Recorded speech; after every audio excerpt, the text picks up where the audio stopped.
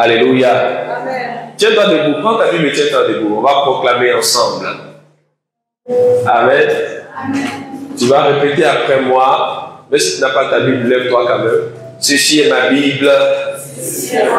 La parole de Dieu pour ma vie. Je suis ce qu'elle dit que je suis. Je peux faire ce qu'elle dit que je peux faire. Et je possède ce qu'elle dit que je possède. Aujourd'hui, je serai enseigné la parole de Dieu. Je déclare que mon cœur est disposé. Mon esprit est ouvert. Prêt à recevoir. La semence incorruptible, indestructible et permanemment vivante de la parole de Christ. Et je le déclare, ma vie ne sera plus jamais la même. Jamais, jamais ne sera la même. Je suis favorisé. Je suis aimé de Dieu. Et je suis béni au nom de Jésus. Amen. Tu peux acclamer le Seigneur et te rasseoir. Merci Saint-Esprit de conduire toutes choses. On peut se rasseoir dans la présence du Seigneur. Merci aux chantres. Que Dieu vous bénisse. Alléluia. Dis à ton voisin la sagesse. Voilà. Ce matin, le thème que je voudrais partager avec vous, comme je crois certains ont pu voir l'affiche qui a été distribuée, c'est que nous devons conquérir par la sagesse. Alléluia. Amen. Le thème de ce matin, c'est conquérir par la sagesse. Dis à ton voisin, tu dois conquérir. Je n'ai pas dit de répéter, j'ai dit dis à ton voisin. Dis à ton voisin, tu dois conquérir. Voilà. Parce que si tu ne tournes pas la tête comme ça, c'est que tu n'as pas dit à ton voisin, tu as répété. Alléluia. Amen. Dieu veut que nous soyons des conquérants. Dieu veut que nous conquérions. Et tu dois comprendre que c'est par la sagesse que la conquête peut se faire.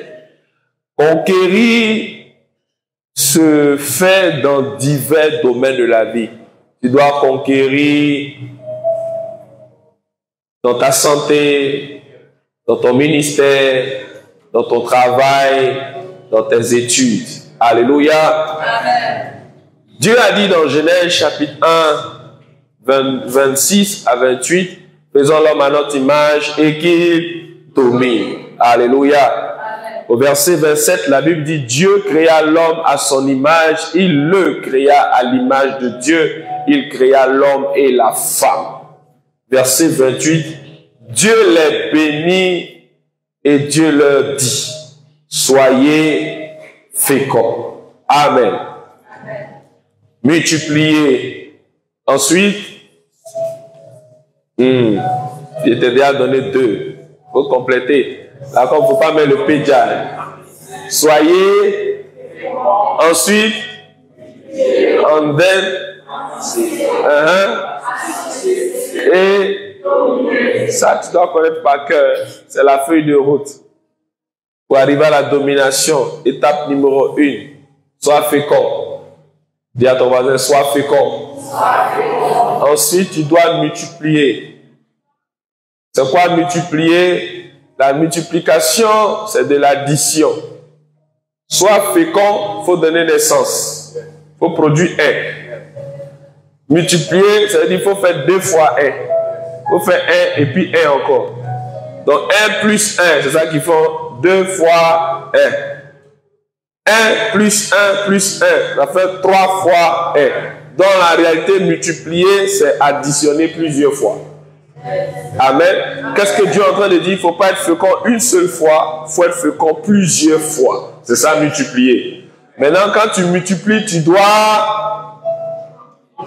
Ah, tu as oublié la 3e étape, c'est remplir. Remplir, ça veut dire qu'il faut multiplier, pardon, il faut donner naissance de sorte à ce que ça remplisse partout. Donc c'est comme s'il faut donner naissance plusieurs fois, tellement plusieurs fois que ça a rempli le coin. En ivoirien, on dit ça a gbé le coin. Alléluia.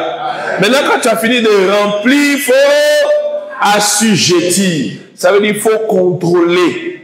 Il ne faut pas que ça échappe à ton contrôle. Tu vois, tu as 5 magasins, mais tu ne sais même plus ce qui se passe dans le magasin 1. Tu as 10 enfants, mais tu ne sais plus où est petit Frankie. Il faut faire des enfants, c'est bien, mais il faut faire des enfants que tu maîtrises. Il ne faut pas faire des enfants et puis à un moment donné, ils échappent à ton contrôle. Alléluia. Assujetti, on t'a donné la tribu. Est-ce que tu connais, tu maîtrises? Oui, la tribu n'a qu'à grandir, on est beaucoup, mais tu ne nous connais même pas. Tu n'es pas en train d'assujettir. En tant que si tu n'assujettis pas, tu n'arrives pas à dominer. Parce qu'après assujettir, c'est là maintenant on tombe à dominer. Verset 28, tu vois, non? En tant que tu as été créé pour dominer. Dans tout ce qui est en train de se faire avant, là, ce sont les étapes. C'est-à-dire l'objectif, c'est dominer. Tu n'es pas encore arrivé à l'objectif, tu es bloqué, assujetti. Alléluia. Que tu arrives à dominer au nom de Jésus. Et tu vois, c'est à cela que Dieu nous a appelés. Maintenant, il dit quoi? Dominer où? Sur les poissons de la mer, sur les oiseaux du ciel et sur tout animal qui se meut sur la terre. Dans la pensée de Dieu, on ne domine pas sur son semblable. On ne domine pas sur les hommes. Amen. On domine sur les poissons de la mer, sur les oiseaux du ciel. Alléluia. Ça veut dire dans le domaine maritime, et tout ce qui se passe dans le domaine maritime, il faut être un maître. Alléluia. Amen. Dans le domaine du ciel, de l'aérospatial, de l'aérodynamique, ou de tout ce que tu peux connaître comme discipline dans les airs, il faut maîtriser ceux qui fonctionnent là-bas. Alléluia. Amen.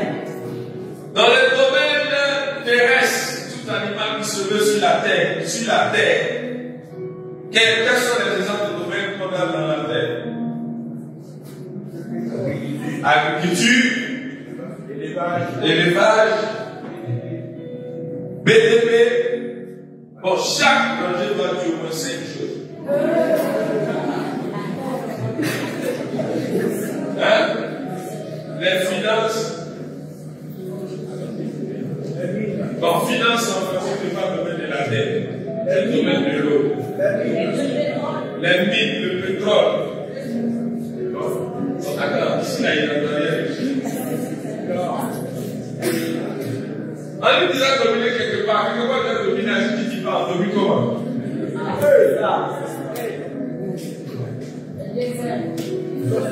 Comment? Hydraulique. Comme les gens hydrauliques. Le domaine de l'eau. Oui, sur la terre.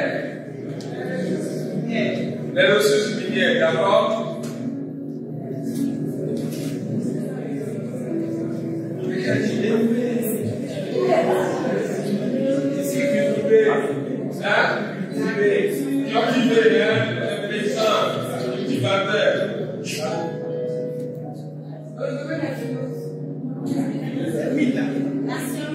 Comment?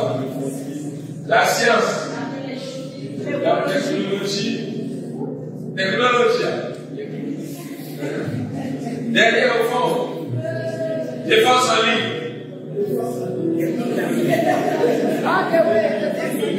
Comment? Alléluia. Quelqu'un a dit finance, j'ai dit en fait finance, c'est bien, mais c'est beaucoup plus l'eau. Pourquoi? Parce qu'à la vérité, l'argent est comme l'eau.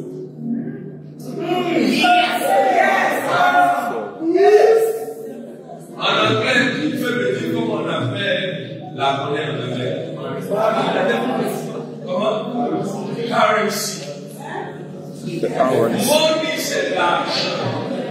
Maintenant, les finances, la monnaie en anglais, c'est currency. Currency, ça veut dire quoi? Non. Ça, c'est ça. Currency. What is it? Currency, c'est le courant.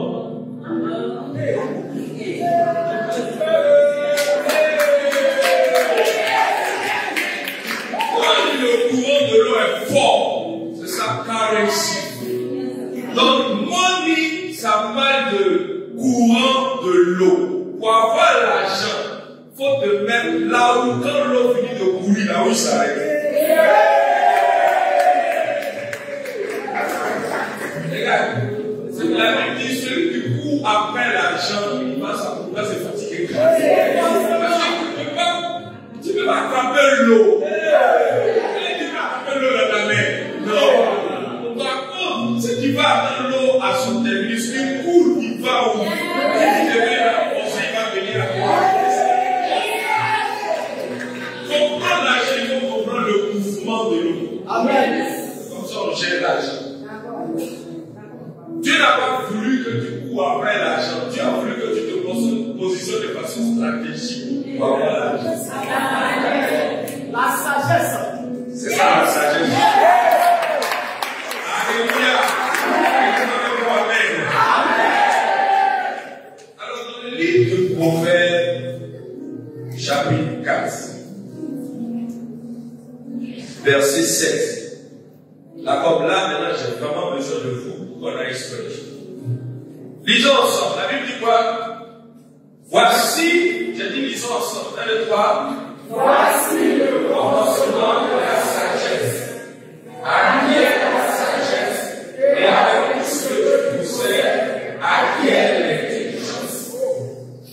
Et alors on dit voici le commencement de la sagesse, 2 points. Et puis on dit acquiert la sagesse. Aïe. Si ça a commencé, c'est qu'on est déjà dedans. Maintenant on dit c'est maintenant on va avoir.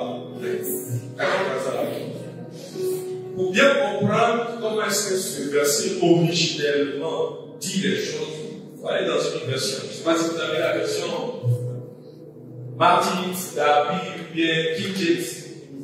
Vous savez d'accord? Vous entendez, non? Voilà. Et bien, ça c'est quoi? Darby. Vas-y dans Martin ou King James.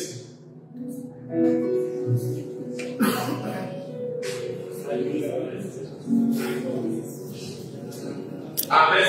Amen. Mais retiens avec moi le mot commencement. Dis avec moi commencement. C'est le même mot qui a été traduit par Genèse 1. Au commencement, Dieu créa les cieux et la terre. Alléluia. Amen. Mais voilà. Disons ensemble cette version. La principale chose, c'est la sagesse. Reprends encore. La principale chose. Une troisième fois. La principale chose, c'est la sagesse. Il y a des gens qui parlent pas, donc continue encore. La principale chose, c'est la sagesse. Encore. La principale chose, c'est la sagesse. Allez. Alléluia. Amen. La principale chose, c'est quoi? La sagesse. La sagesse. La principale. La Bible dit, la pierre qu'on rejetait les bâtisseurs est devenue la principale de l'angle. La pierre angulaire ou la principale de l'angle, ça veut dire que c'est la pierre sur laquelle tout l'édifice repose. Quand tu retires cette pierre, tout s'écoule. Et Dieu dit, dans tous les domaines de ta vie, la principale chose, c'est la sagesse. Je ne sais pas dans quel français je vais intensifier, mais je veux que tu comprennes que, c'est-à-dire, s'il n'y a pas la sagesse dans le film, c'est mort, c'est pas la peine. Il faut oublier de quoi que ce soit que tu puisses t'imaginer. Dans la pensée de la principale chose, le mot principale chose, c'est aussi un mot qui peut être traduit par premièrement. Et quand il est traduit par premièrement, c'est ce qu'il donne dans Matthieu 6,33. Cherchez premièrement le royaume ou la justice de Dieu. Et la justice de Dieu. On aurait pu traduire aussi chercher principalement le royaume et la justice de Dieu. On aurait pu traduire aussi par chercher au commencement le royaume et la justice de Dieu. On peut aussi dire chercher d'abord. Alléluia. Mais tu vois, quand on dit le principal ou la principale chose, ou premièrement, c'est pas un premièrement juste de classement, c'est-à-dire premier, deuxième, non. De sorte que si on dit qu'il faut chercher premièrement l'argent, ça veut dire que quand on dit qu'il faut chercher premièrement l'argent, bon, il y a une phrase qui est vraiment dit à la fille. Au travail, c'est premier maire. C'est pas ça? C'est ça. Donc, il dit, premièrement, il faut chercher avec la prière. Maintenant, quand on dit premièrement, il faut chercher avec la prière. Est-ce que ça veut dire que quand tu finis de travailler, il faut laisser travailler le moyen de travailler? Ça veut dire que tu le observes. Et puis avec ça, maintenant, tu dois chercher Marie. Donc, quand on dit chercher premièrement le royaume de Dieu, pardon, ça ne veut pas dire il faut chercher à trouver le royaume. Une fois que tu as fini de trouver, tu coches la case, pardon, tu laisses, maintenant tu dois chercher des autres choses. Ça veut dire en tout ce que tu vas faire, ta priorité, c'est le royaume. C'est ça la définition de ce passage. C'est-à-dire qu'on dit principalement, c'est-à-dire qu'il est le principe de tout. Il est le centre de tout. Et la Bible dit la sagesse est la principale chose. Tu dois en toute chose acquérir la sagesse. Tous les problèmes que tu as aujourd'hui, c'est l'absence de la sagesse. Ou bien la sagesse est venue après. Quand il cherchait premièrement, actuellement nous sommes des autres.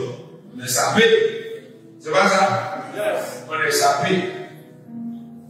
Pasteur. Tu vas me paniquer. Comment dire ça? C'est qu'il y a des gens qui sont là. Eh, Zolo. Qu'est-ce que tu vois en ce moment? Alors, c'est pas spirituel. Qu'est-ce que tes yeux voient?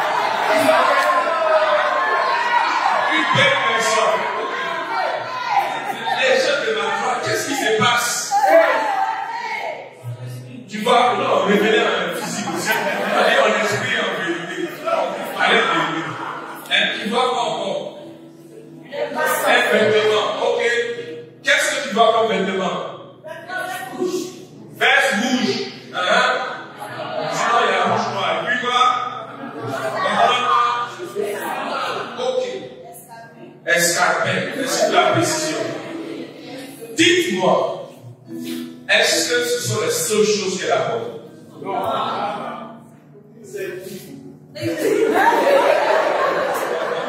Après la septime.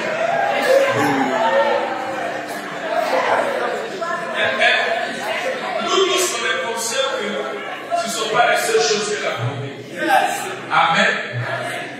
Maintenant, ce qui fait qu'elle est bien habillée et qu'elle est normale à nos yeux, c'est parce qu'il y a d'autres choses qu'elle a apportées premièrement.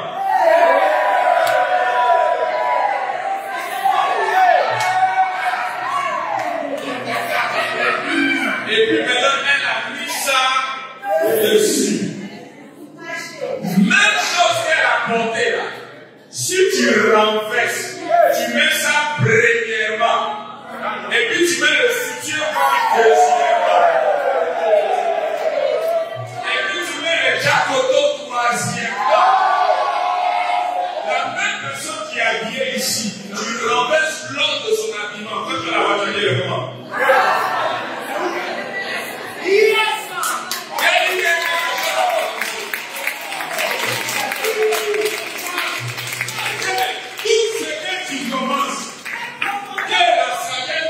Premièrement, et bien ça vient après. Tu es fou.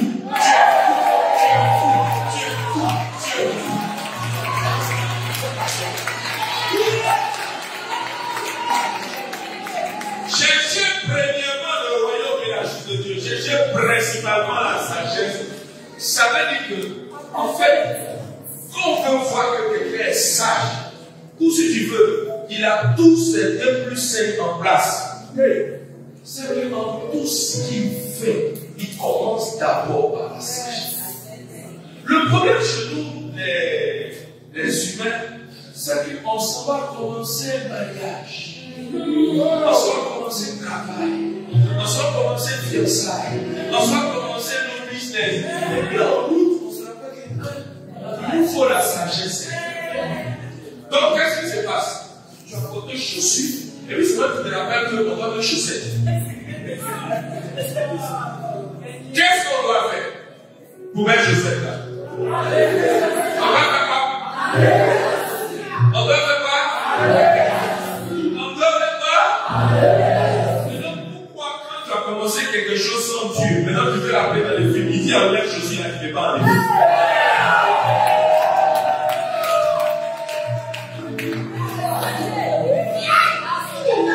Nous, on veut que Dieu n'a pas fait en magie. C'est vrai, il a apporté la chaussure, mais tu peux tout. Tu es capable. Rien n'est impossible. Oh, mon Dieu, mon roi. Père, c'est vrai, j'ai commencé sans toi. Mais viens dans le film. Je t'appelle le secours, papa. Ne faut pas toucher ce qui est là, il faut garder ça comme ça. Il faut créer. Non. Dieu, tu vois, ce qui n'a pas été l'alpha, il ne sera pas l'oméga. Can I repeat? Dieu peut être l'oméga de ce dont il n'a pas été l'alpha. Ça veut dire que dans cette situation, si tu appelles Dieu, il va casser tout d'abord. Il va enlever la chaussure. Maintenant, le prophète dit enlève la chaussure. Ah, chaussure, il n'y a plus le temps de porter. Tu sais, pour porter cette chaussure-là, ça m'a pris combien de temps? Cette relation-là, j'ai pris 5 ans. Et vous voyez qu'elle est 5. Sauf que tu as commencé sans la sagesse, ça te pyjama, un pyjama, deux pyjamas, quoi. Dieu au secours, pour arranger la violation que tu veux. Dieu dit non, tu as commencé sans la sagesse. Donc, retire la chaussure parce que la sagesse dit, mais non, arranger votre toucher. Donc, il faut créer quelque chose. Dieu dit non, mais on ne peut pas chausser sans lever chaussure quand je suis bien là. Tu dis, mais tu peux tout, non? Je peux tout, mais je ne suis pas fou. Je peux tout, mais je suis sage. Je peux tout, mais toi-même, quand tu t'es habillé, tu t'es ramené, tu t'es des habits, tu t'es des choses. Mais là, on est en fait. Alléluia. Amen. Gloire à Dieu. Amen. Il y a ton voisin la sagesse. C'est la principale chose. Commence tout avec la sagesse. Ne fais rien sans rechercher la sagesse. Et tu vois, quand je dis la sagesse, il y a quelqu'un qui s'imagine à quelque chose d'autre. Il y a quelqu'un qui dit il est sage. Quand tu lui poses question, il sait répondre. Quand on dit un enfant sage, il est obéissant, il est respectueux. Il n'en voit pas de problème. Il est calme. Il n'est pas turbulent. C'est pas ça. Non, un enfant qui n'est pas turbulent, c'est pas un enfant sage. C'est un enfant qui a des problèmes. Un vrai enfant qui doit être bouger. Si ton enfant ne bouge pas, il ne fait pas son pas sur lui, c'est que c'est pas un enfant. Donc la définition de la sagesse que tu as, c'est pas ça. La sagesse de l'enfant, c'est que l'enfant, il doit justement, l'enfant est dynamique, il est plein de vie, plein d'énergie. Maintenant, toi, tu veux les canaliser. Parce que toi, ça te dérange. Tu veux le faire comme toi, mais il n'est pas toi. Tu es vieux, il est temps de faire ta turbulence. Amen. Amen. Ne vous trompez pas, un enfant qui est quelque part, et puis on ne crie pas, il fait tout est calme, toi-même ça va t'inquiéter. Oui, mon enfant était bien, il ne parle pas. Qui parle? Alléluia. Amen. Dis avec moi la sagesse. La sagesse. Alors, on va lire 2 Chroniques. Chapitre 9. À partir du verset 1er.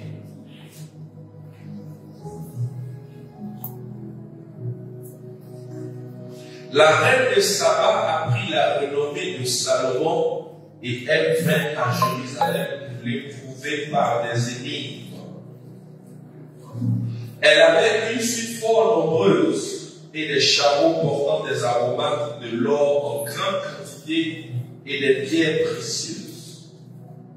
Elle se rendit auprès de Salomon et elle lui dit tout ce qu'elle avait dans le cœur. Salomon répondit à toutes ces questions et il n'y eut rien que Salomon ne sut lui expliquer. La reine de Saba vit la sagesse de Salomon et la maison qu'il avait bâtie. Alléluia. Amen. On va continuer le texte. La Bible dit que la reine de Saba, c'est la reine d'Éthiopie, elle a quitté chez elle, moi, ayant entendu la renommée de Salomon, mais elle vient pour le prouver, elle vient pour le tester. Amen. Amen. Quand on lit la suite du texte, elle dit que les gens m'avaient parlé de la sagesse, mais je ne croyais pas. Je suis venu me faire ma propre idée. Sauf que quand j'ai fini de voir, je me rends compte que ce qu'on a dit là, ça ne ressemble même pas à ce que je vois. Et puis on dit, mais quelqu'un dont tu ne crois pas. Voilà. Reviens. Oh, c'était ton frère. Ce que j'ai appris dans mon pays au sujet de ta sagesse. Je ne croyais pas ce qu'on en disait. Tu ne crois pas, mais tu viens avec aromatique. Tu ne crois pas, mais tu viens avec de l'or. Remonte au verset 3 là-bas, verset 2, 3. Elle ne croyait pas, hein. Mais viens, verset 2. Verset 1, pardon. Elle avait une suite fort nombreuse et des chapeaux portant des aromates, de l'or en grande quantité, des pierres précieuses. Elle se rendit auprès de Salomon. Plus tard, on dit, dans le pays d'Israël, il n'y a jamais eu quantité et type d'aromates comme elle l'a envoyé. C'est-à-dire qu'après le passage de la reine de Saba, le type d'aromate qu'elle a envoyé là, on n'a plus jamais vu ça. Quelqu'un qui dit je crois pas. Et elle était venue, elle a entendu, on allait vérifier. Est-ce que ce qu'on dit là c'est en vrai? Mais derrière elle se cache de l'or en grande quantité. Derrière elle se cachent des chapeaux, des aromates rares. Et puis une suite fort nombreuse. Elle n'est pas venue seule. Elle est venue avec une vraie délégation. Mais quand elle arrive, elle ne présente pas d'abord ce qu'elle a envoyé. Elle vient poser des questions à Salomon pour le prouver. Quand il répond bien, maintenant ce qui est arrivé sort. La sagesse, c'est que tu as tellement besoin de la sagesse que tu vas rencontrer des personnes qui ne vont pas croire en toi. Tu vas rencontrer des personnes qui vont te mépriser. Tu vas rencontrer des personnes, en fait, dans leur façon de ne pas croire en toi, peut-être même ce sont ceux qui disent mal de toi. Si tu n'as pas la sagesse, tu vas t'énerver, tu vas te fâcher. On ne croit pas en moi ici. Dans ma famille, on ne me respecte pas, on ne me considère pas. Dans l'église, dans la tribu, la comme aussi, on n'est pas appelé, on ne me respecte pas. Or, ce que tu ne comprends pas, c'est que la bénédiction arrive derrière toutes ces personnes. Mais c'est ta capacité à manifester la sagesse qui va relâcher les grâces que ces personnes ont pour toi. Est-ce que quelqu'un comprend ce que je dis? Frères et sœurs, il y a certaines choses que tu vas manquer si tu n'as pas la sagesse. Alors que c'était venu à toi. Elle est venue pour le prouver. Et puis à la fin, elle lui dit, je ne croyais pas en toi. Mais tu ne croyais pas en moi et puis je vais dire tout ça. Tous ceux qui ne croient pas en toi dans le spirituel cachent quelque chose. Si tu n'es pas sage, tu vas tout garder. Ils vont partir avec ce qu'ils transportent. Si tu es sage, que tu sais répondre aux questions, c'est-à-dire les différentes problématiques, les différents problèmes qui vont envoyer devant toi, c'est tu sais apporter la solution à ce problème avec la sagesse. Tu vas voir que les grâces que Dieu a prévues pour toi vont amener beaucoup de grâces que que Dieu a prévu pour toi sont cachés derrière certaines personnes qui ne croient pas en toi qui viennent à toi. Des personnes qui te méprisent, des personnes qui ne croient pas en ton ministère, en ton appel, en ta valeur, qui ne reconnaissent pas. Mais en réalité, ils viennent de loin transportant des choses à ton endroit. Qu'est-ce qui a déclenché finalement les choses dans la vie de Salomon? La sagesse.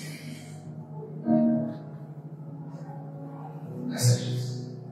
Un ami qui vous fait toujours parler. Un chéri qui tout le temps est à dispute. En réalité, le boussole, elle a des choses pour toi. Le type là, il a des choses pour toi. Mais comment de sagesse fait que tu parles mal? Tu gardes tout. Moi, tu me dis que je suis pas dedans et puis voilà. Alors que derrière ce pouvoir-là, c'est cacher quelque chose. En la vérité, après la vie de sa femme est devenue le mousseau de sa vie.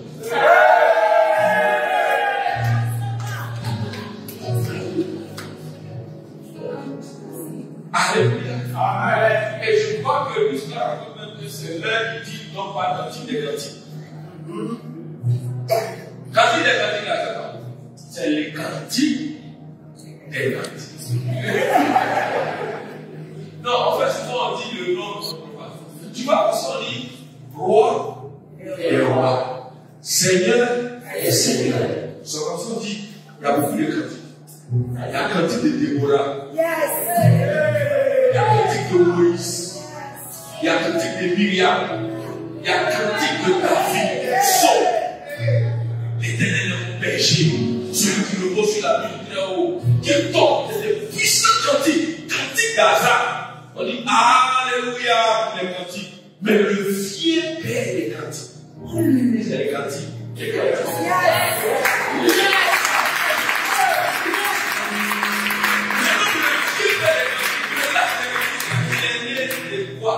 Une femme qui n'occupe pas de quoi elle parle. Mais la sagesse qu'a manifesté cet homme a finalement transformé non seulement les aromates. En fait, tout ça c'est spirituel, c'est symbolique. Les aromates. On fait quoi les aromates? Pour assaisonner et puis pour se parfumer. Alléluia. Elle a envoyé, c'est-à-dire, elle a envoyé des assaisonnements qu'on n'a jamais vus. C'est-à-dire de l'eau. Quand tu goûtes la sauce assaisonnée,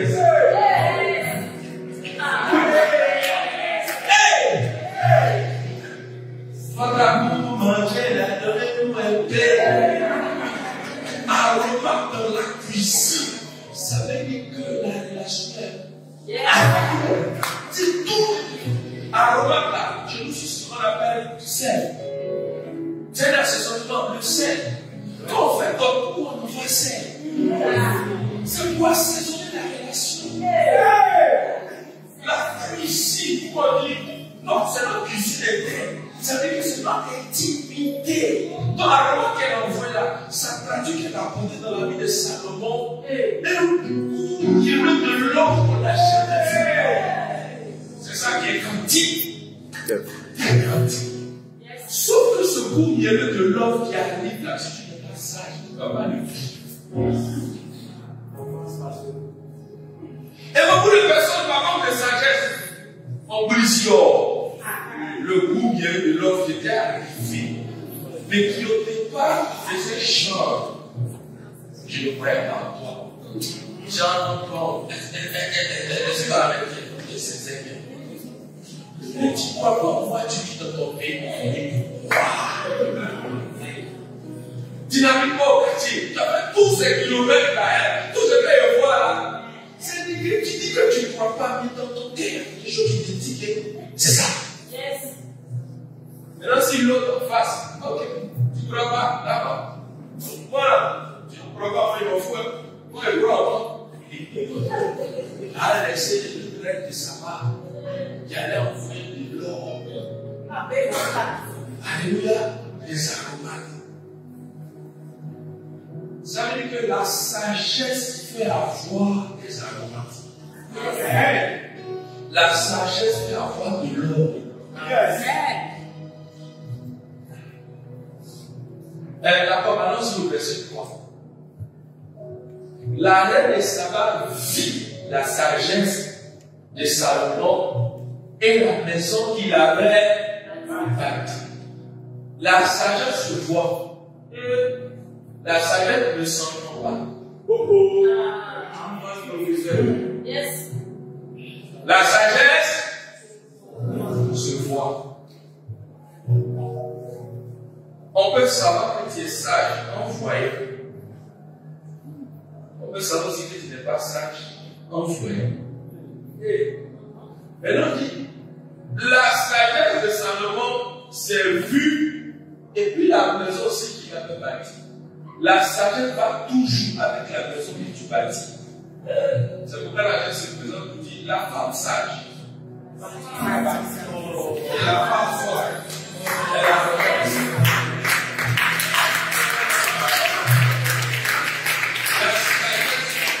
Maintenant, quand on dit la femme sage, ça ne va pas que le mousseau. Ça va de nous tous. Parce que la sagesse dans la vie est personnifiée comme une femme. La folie est personnifiée aussi comme une sage. D'ailleurs, sagesse au féminin, folie au féminin. Donc, quand il dit la femme sage, il parle de la sagesse. La femme insensée, il parle de la folie. Donc, quand il dit la femme sage bâtie, il a dit que la sagesse bâtie. Maintenant, il y a une autre femme qui est contraire à la sagesse qu'on appelle la folie, et elle l'appelle la femme insensée. Elle renverse. Donc, qu'est-ce qu'il a dit? Quand la sagesse dans ta vie, ça te fait partie de la maison. Donc, homme comme garçon. Maintenant, dans le plan de la relation, si on veut ramener ça particulièrement homme et femme, on dit la femme sage. Et quand on dit la femme sage, il y a des garçons qui pensent qu'ils ne sont pas dedans aussi. Qui est dedans. Alléluia. Amen. Alors, la maison qu'on bâtit, on y va, d'accord. Revenons dans 2 Chroniques 9, 4. Allons-y. On dit, elle vit la sagesse de Salomon, la maison qu'il avait bâtie, et puis quoi? Les mets, la demeure, et les fonctions, et ses extensions, et les degrés par lesquels on montait à la maison de l'Éternel. Les degrés, là, ce sont des marches. On dit, tu es venu voir la sagesse de quelqu'un. Quand on a expliqué la manifestation de la sagesse de Salomon, est-ce qu'on a parlé seulement de non, c'est un gars, il est calme. Non, on dit la sagesse se voit.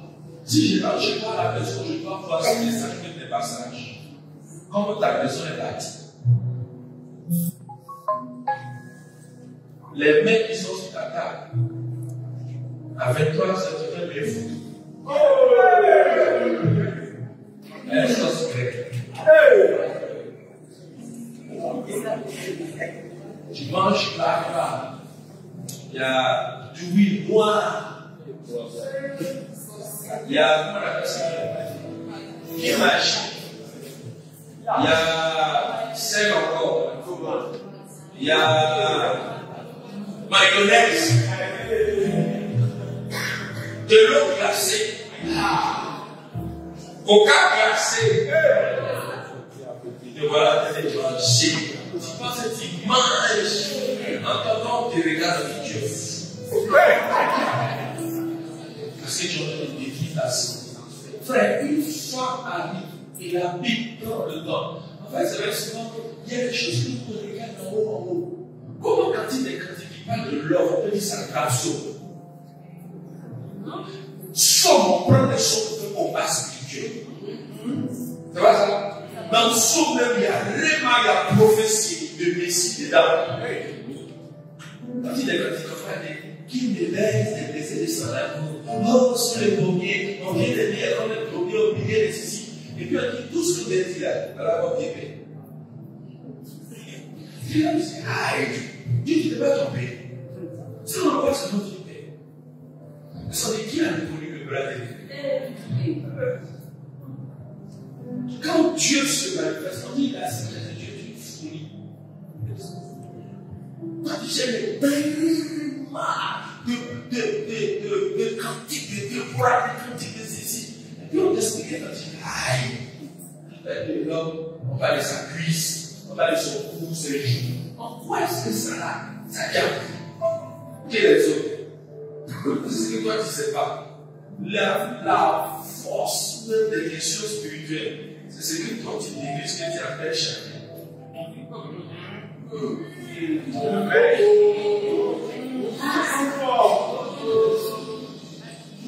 Pourquoi quelqu'un peut faire maraboutage et puis on dit qu'il faut envoyer lèvres de quelqu'un? Il faut baisser de quelqu'un. Ça ne fait pas de la cause spirituelle. Mais c'est le Seigneur qui ne regarde pas. C'est le cuisse, c'est les têtes, c'est le cou. Ça fait quoi? Si toi t'expliques c'est charnel, pourquoi le monde fusil?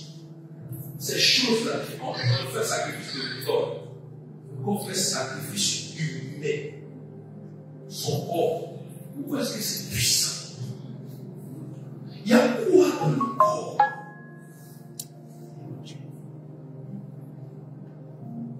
Le Saint-Esprit, il ne peut jamais te prendre et puis dire, il ne faut pas te laver. C'est le Saint-Esprit. Peut-être que tu laves ça tous les jours.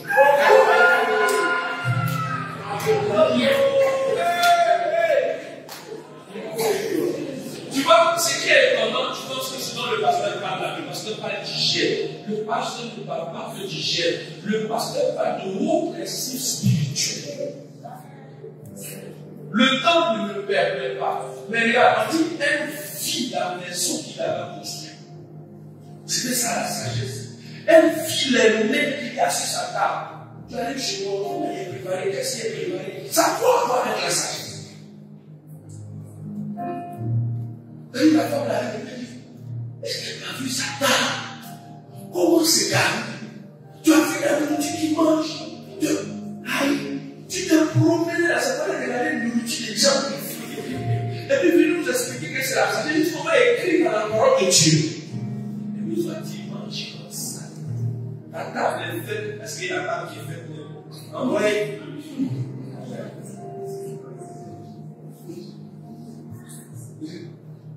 Et puis, tu veux voir Dieu. Regarde, ce qui fait que la grâce de Dieu se manifeste, c'est la sagesse. Vous demandez le verset. Luc, on retient ici, d'accord, allons-y, petite pause. Luc, je suis avec les ballons, dit pour mon père. Les gars, c'est lancé. Luc, chapitre 2, verset 52. On va commencer de ça. Luc, chapitre 2, verset 52. Et Jésus croissait en sagesse, en statut et en grâce devant Dieu et devant les hommes.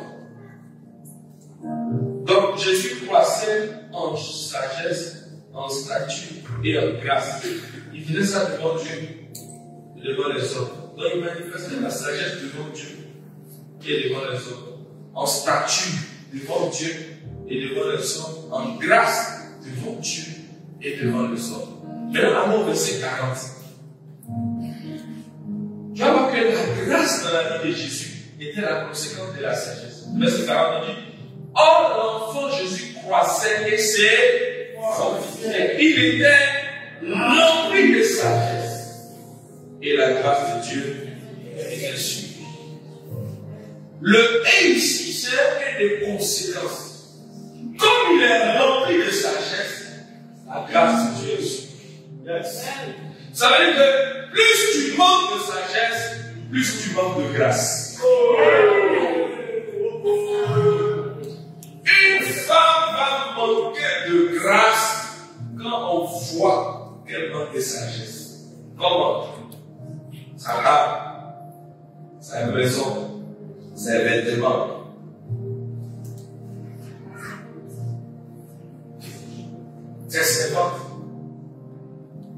Peut-être que, on va dire, ce n'est pas encore marié. Mais tu sais, c'est simple. Pour attirer la grâce du mariage, il faut manifester la sagesse qui fait venir. La sagesse, quand tu regardes, tu es toujours sur la place. Tu es mécanique. Tu dis encore.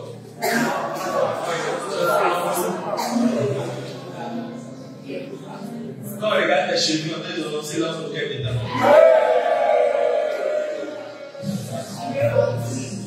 Mais tu es là, prière pour moi.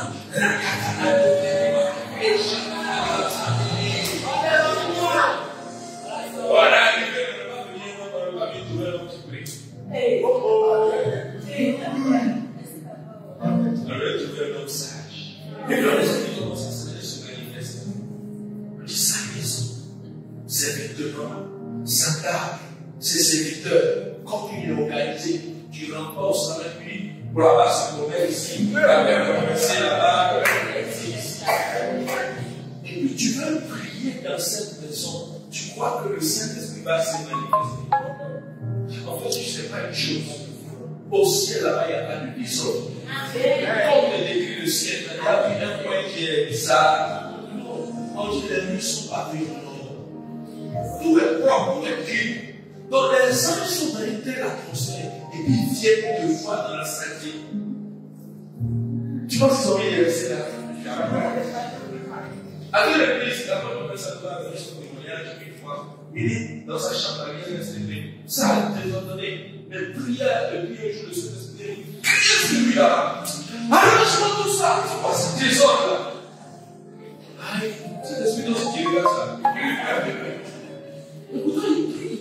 Oui, mais il est là pour montrer son esprit dans cette femme. C'est pourquoi les démons aiment les environnements aussi bizarres. Quand tu vas se féticher, c'est ordonné. Quand c'est désordonné, tu es fétiché.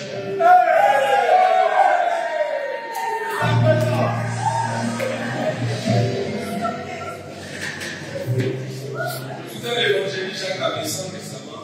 Il dit qu'il priait. Et puis il a demandé quelque chose au Seigneur. Et puis il fait un songe où 3 anges arrivent, ils descendent.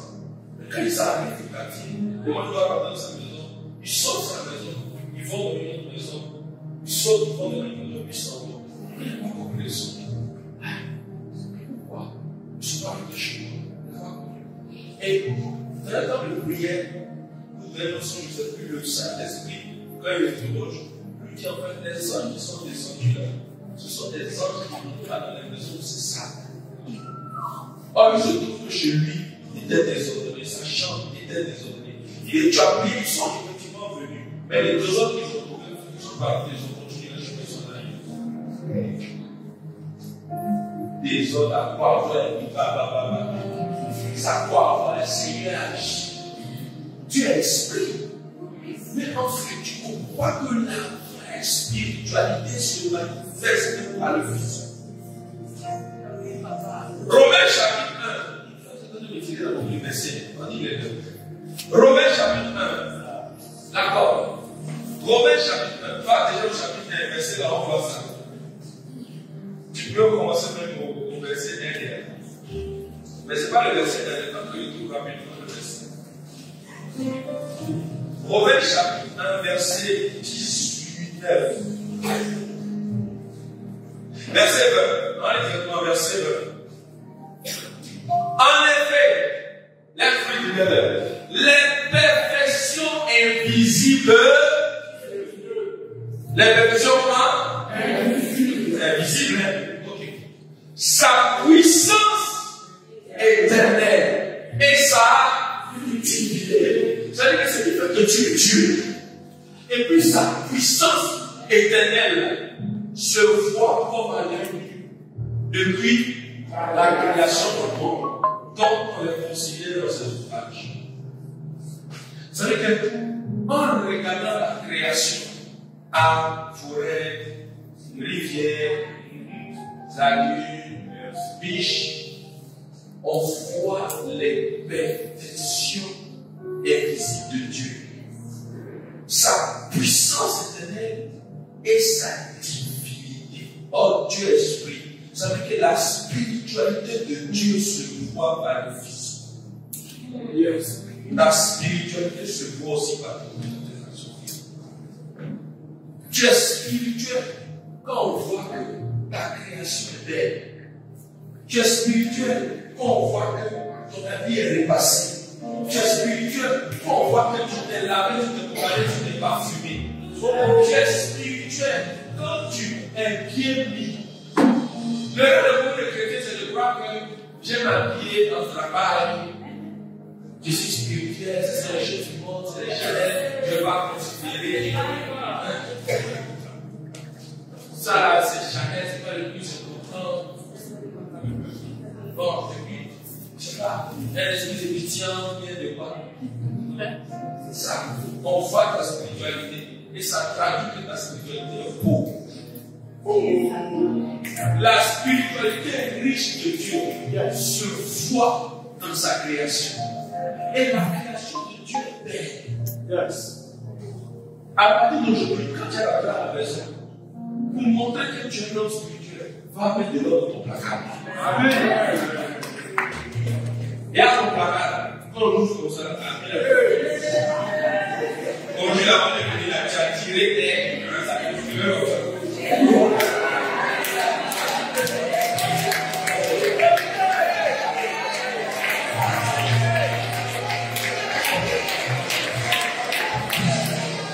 Il y a donc tout de suite là, si je dis, je viens devant visite, tu vas dire, pasteur, attends. Allô, tu là-bas. Est-ce que tu as vu, et Salomon a dit, la reine de Saba? Non. La sagesse que tu as ordonnée pas pour quelqu'un. Tu as ordonné toi-même à cause de l'esprit qui t'a dit tous les jours. Elle a entendu qu'il était sage. C'est-à-dire qu'elle était dans son pays, et puis la table, les mains, tout ça. C'est déjà, elle est venue juste voir ce qui était. Toi, tu n'es pas propre, tu n'es pas ordonné. Mais quand tu entends le fiancé vient te rendre visite, c'est ça qui sort tomber un jour. Dès qu'il part.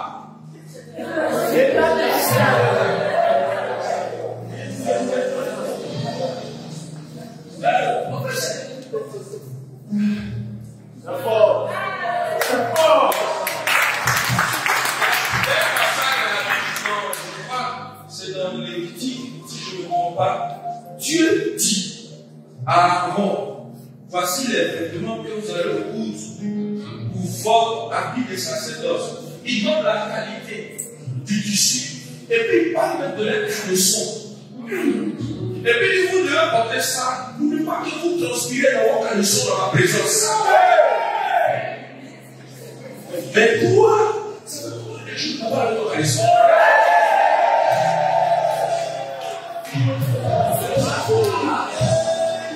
Les soeurs, sous qui est gorge, tu l'as sa gorge. Tu portes, tu déposes, tu déposes. Je prendrai sa gorge.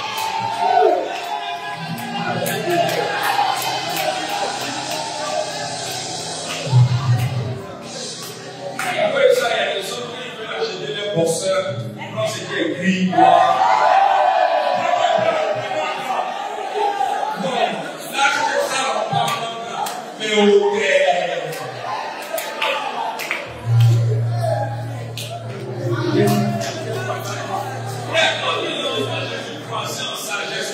c'est pas l'autre qui pense que je comprends bien.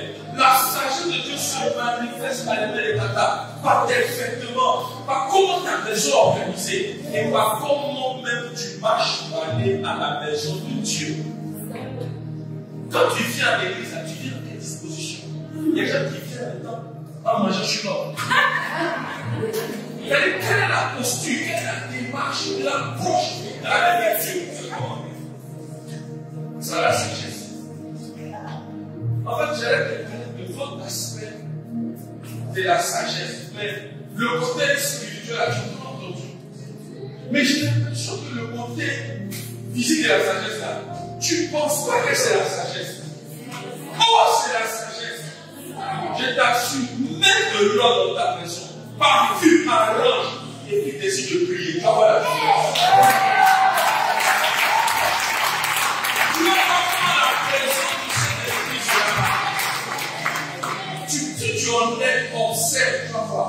Regarde, pourquoi la douleur souvent? Pourquoi il y a trop de désordre? C'est le signe d'une spiritualité oubliée. Tu penses que c'est juste terre à terre? C'est juste peut-être oublié. Attends, regarde Pierre. Aujourd'hui, c'est pas que Dieu n'est pas Dieu, mais la plupart des églises qui approchent le temps, qui mettent, c'est pas que c'est ça le plus important, mais il y a des gens qui comprennent même que ça vous frimer. Va dans les églises des chevaux, je suis baptiste, moi ceci, mais c'est là.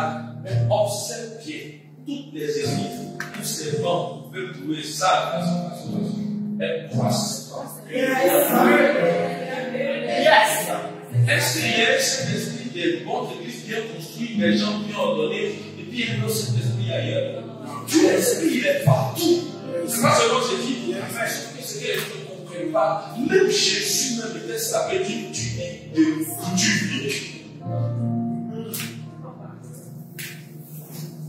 Mais comment dire? Dieu que c'est Dieu avec Calisson déjà. Et puis il s'appelle Calisson et il insiste dans le verset là. Calisson il croit. Calisson il croit. Il va aller au bout. Ça vous dire que si je suis capable de parler des Calissons, qu'est-ce que des balais? Qu'est-ce que camisole? Qu'est-ce que soutien? Qu'est-ce que perruque? Qu'est-ce que pêche?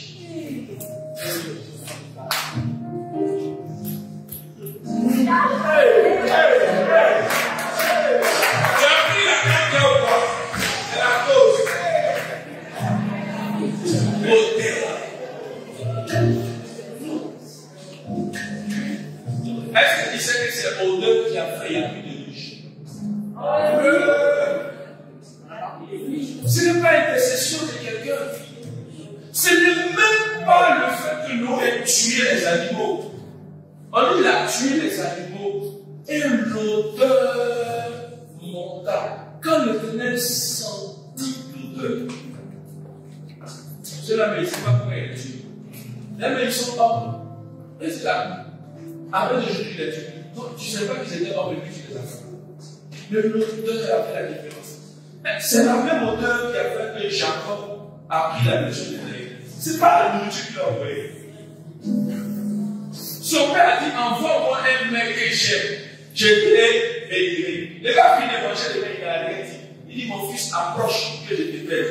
Quand le fils s'est approché, il dit, l'odeur de mon fils est comme un chant qui était de la béni. Et puis il commence à citer la bénédiction. Frère, c'est l'odeur. Est-ce que tu sais que quand il s'approchait du trône de la grâce pour obtenir miséricorde, c'est qu'il avait l'odeur? Dans le lieu très saint, le souverain sacrificateur, avant d'entrer, il prend une braise à l'autel des holocaustes. Il arrive dans le lieu saint, il prend les parfums, l'encens. Avant de rentrer là, il brûle. Et puis l'odeur se répand sur ce qu'on appelle le propitiatoire. Mais quand on dit propitiatoire, ça veut prononcer cette définition de propitiatoire, ça veut dire trône de la grâce.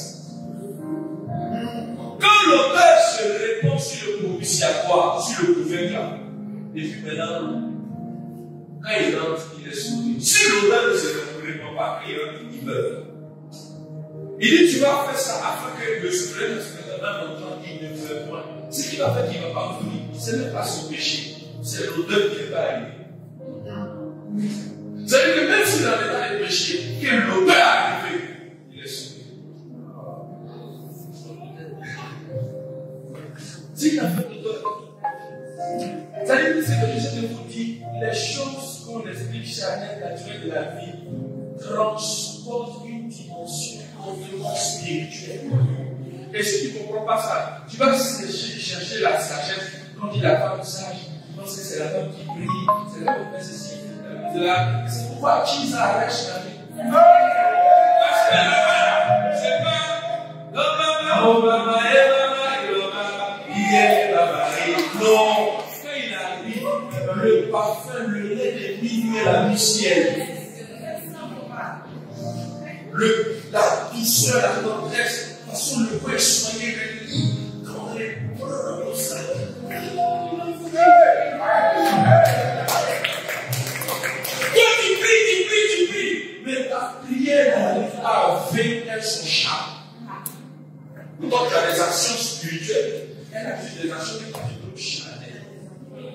Elle est aromate. Quand il goûte sa nourriture, c'est du bon. Et parce qu'il a fait une sauce de Saka. Il est 1800. C'est la même façon qu'il fait Saka en 2100. Il n'y a pas d'innovation, il n'y a pas de créativité. On peut prédire par expérience dans cela. Qu'est-ce que tu as fait? On a vu les examens. On a vu les changements. Vous savez, tu as vu quoi dans la sauce aujourd'hui? C'est ça. Est-ce que tu as des aromates? Attention. Frère, c'est pas il a fait le gros moyen. C'est il a fait le petit astuce. Yes. Alléluia. Amen. Et ça, au-delà de Dieu, ça t'attire la grâce. Et puis c'est une portée spirituelle profonde. Amen. Dieu m'a redonné ce dernier point. Au deuxième point, je sais que je vais beaucoup plus de temps. Je donne rendez-vous si tu veux avoir deux choses que je n'ai pas dites. 1 Roi chapitre 4, verset 30. On va terminer ça. Je ne vais pas trop développer. Amen. Amen. Tout à l'heure, je parlais des domaines dans lesquels on va aller. 1 Roi chapitre 4, verset 30. Regarde ce qu'on dit. On dit la sagesse de Salomon surpassait la sagesse de tous les fils de l'Orient et de toute la sagesse des Égyptiens. Continue. Il était plus sage qu'aucun homme, puisqu'il était les Shanti, puisqu'il manque Kakon et Dada, les fils de Machon et sa renommée étaient répandus parmi toutes les nations d'alentour. Continue. Il a prononcé 3000 sentences et composé 1005 cantiques. Attends, pourquoi il n'a pas plus qu'à les cantiques? Lui, il est roi. Il construit. Il a bâti la maison de Bénin. Il a pris 14 ans de faire. Il a bâti tout même sa maison. Il doit gérer le royaume. Les relations étrangères. Mais il a le temps de faire 1005 cantiques. Est-ce qu'il a dit ça que tu as? Il a écrit 3000 sentences. Continue. De Bagou. Il a parlé sur les arbres. Il a enseigné la botanique. Il a enseigné les arts. Depuis le siècle du Liban jusqu'à l'Isop qui sort de la muraille. C'est-à-dire que Salomon a parlé sur palier. Puis là, voilà comment on l'appelle. Voilà combien de mois il faut pour grandir. C'est frère, voilà ce que ça fait. Son écorce, ça soigne ici. Si tu as telle maladie, il faut prendre ça. C'est racine, ça fait cela. Voilà dans quelles conditions était il vit. Il a pris mangue, il a pris orange, il a pris papaye, il a pris cacao, il a pris EVA, il a pris canne à sucre. Tous les arbres, depuis le sel du Liban jusqu'à l'Isop, même ce qui rentre même, il a parlé de ça. Il a déposé, il a parlé aussi sur les animaux. Tigre, projet, borgonio.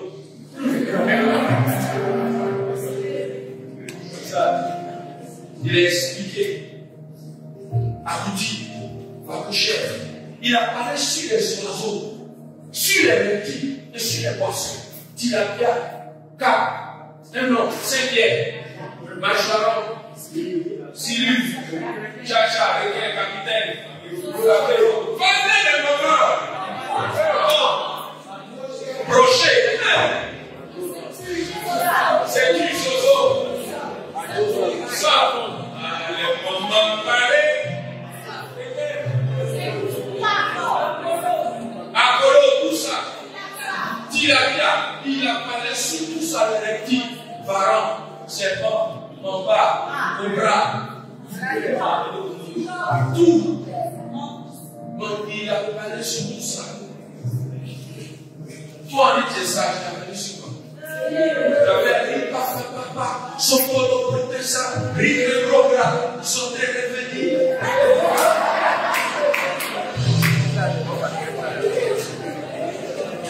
Et ce que j'essaie de faire remarquer, qui a donné la sagesse à Salomon? Dieu lui a donné la sagesse pour parler sur l'arbre. Dieu lui a donné la sagesse pour parler sur les plantes. Dieu lui a donné la sagesse pour parler sur les animaux. Dieu lui a donné la sagesse pour parler sur les reptiles. Ça veut dire quoi? Si c'était de nos jours, d'après quelqu'un, c'était National Geographic en bilan. C'était une encyclopédie vivante. Ça veut dire que la science, c'est la sagesse. Toi, tu es enfant de Dieu. Tu dis que tu as le Saint-Esprit, tu es rempli de l'Esprit, tu as 3 maths.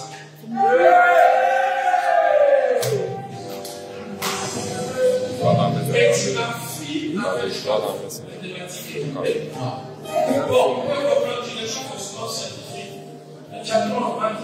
Quand on voit aussi en français, tu as 6. Bon, on dit tu fais quoi? Non, je ne suis pas anglais, je suis en A. Bon, A aussi, mon anglais là, c'est small. À la fin, je n'en vois. Je reviens au verset 1. On dit la sagesse de Salomon surpassait celle de tous les fils de l'Orient et de toute la sagesse des Égyptiens. Les Égyptiens sont réputés pour être sages dans la médecine, dans l'architecture. C'est pourquoi ils ont fait des pyramides que jusqu'aujourd'hui personne n'a réussi à ça. La sagesse de Salomon a conquis le domaine de l'architecture, de la médecine, de l'agriculture. Les fils de l'Orient, ils avaient la sagesse de l'astronomie et de l'astrologie. Parce que ceux qui sont allés voir l'enfant Jésus, ils sont quittés l'Orient. Et puis, il lève la sagesse des fils de l'Orient. On peut voir une étoile. Et puis on fait calculer, ça correspond à l'étoile de qui? Et calculer où il habite. Il est où? Un GPS en regardant le ciel. Et puis tu sais où une personne est. Ils ont quitté les pays en suivant une étoile. Ils sont arrivés dans les pays qui carrément ne voient le roi. Ah, on a pris le roi des Juifs qui est né. On dit, ah, non, c'est pas une fois où il est. Et puis venez nous dire. Ils sont allés calculer avec précision. Le GPS a indiqué exactement la mangeoire où Jésus était né. Dans la ville, il est où? Au sud de la ville, au nord de la ville. Dans quelle maison? Voici la maison. C'est quel niveau de sagesse? Et puis on dit Salomon, ça les drague. Maintenant, Salomon, qui lui a donné? Dieu. Ça veut dire que Dieu donne la sagesse pour comprendre aussi les étoiles. Pour comprendre l'astrologie. C'est avec les étoiles qu'on se déplace en mer. Aucun pilote ne peut naviguer s'il ne connaît pas ça. C'est-à-dire qu'il peut aller sur l'eau, naviguer. Là-bas, il n'y a pas de carte, il n'y a pas de route, il n'y a pas de feu rouge, il n'y a pas de feu. On connaît à cause. C'est le ciel, on regarde pour s'orienter. Regarde dans le domaine, papa écrit sur les 12 sports d'influence. Tu es sage dans quoi? Jésus a dit, allez par tout le monde, faites de toutes les nations d'ici. C'est pas ça? On doit aller conquérir la terre. Maintenant, on dit, va faire des nations d'ici. Les ethnos, on nous a enseigné le domaine d'activité. Donc, tu arrives dans le domaine des versets. On dit, il faut faire les versets des disciples. Quels sont les disciples? Dans la terre, sur la terre, dans la terre. Quels sont les disciples? Ce sont les. Quelqu'un qui est disciple, c'est quoi?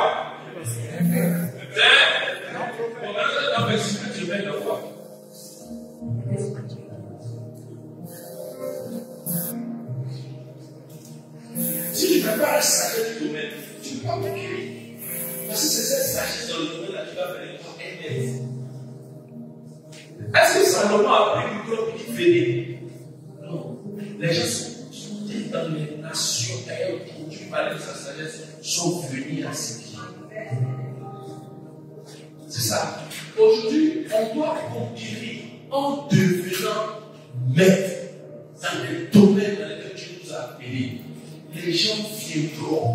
Quand ils vont venir là, on se parler de Jésus. Amen. Oui. Mais les gens viendront d'abord parce qu'ils ont vu une sagesse. Chez toi à la maison, et puis la connaissance que tu as dans le domaine de la vie. On est fort dans la prière, mais on fournit dans la vie. Ça doit changer. Amen.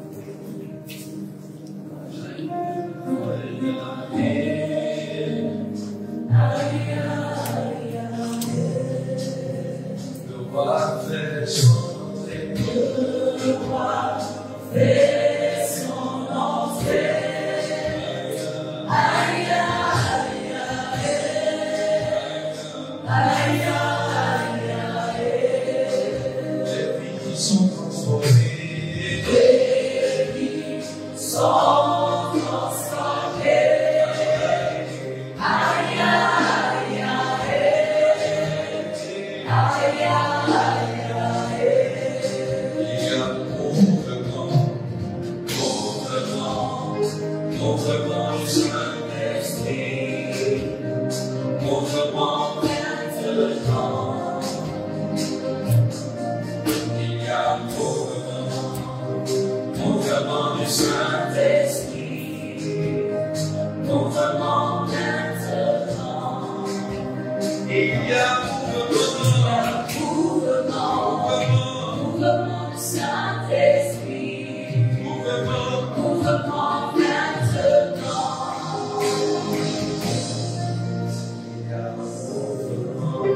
Tu vas lever les mains. Saint-Esprit,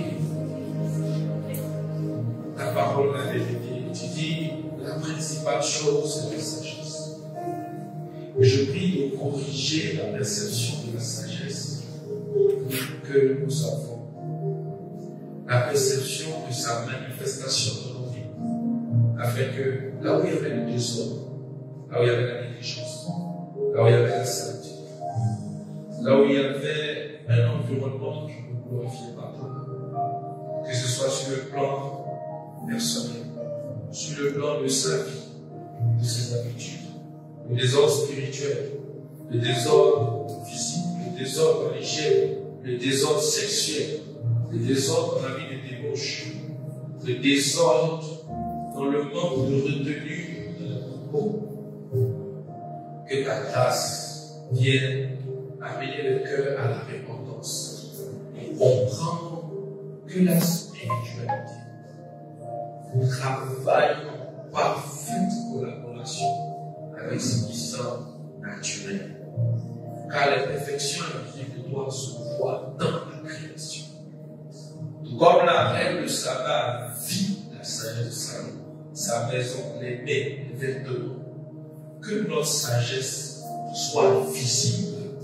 Je prie que la sagesse de cette assemblée, les enfants de cette assemblée soient visibles. Visibles dans leur famille, visibles dans leur maison, visibles dans leur travail, visibles à tous égards, afin que ton esprit et la grâce qui vient, l'homme qui a la sagesse, soit répandu.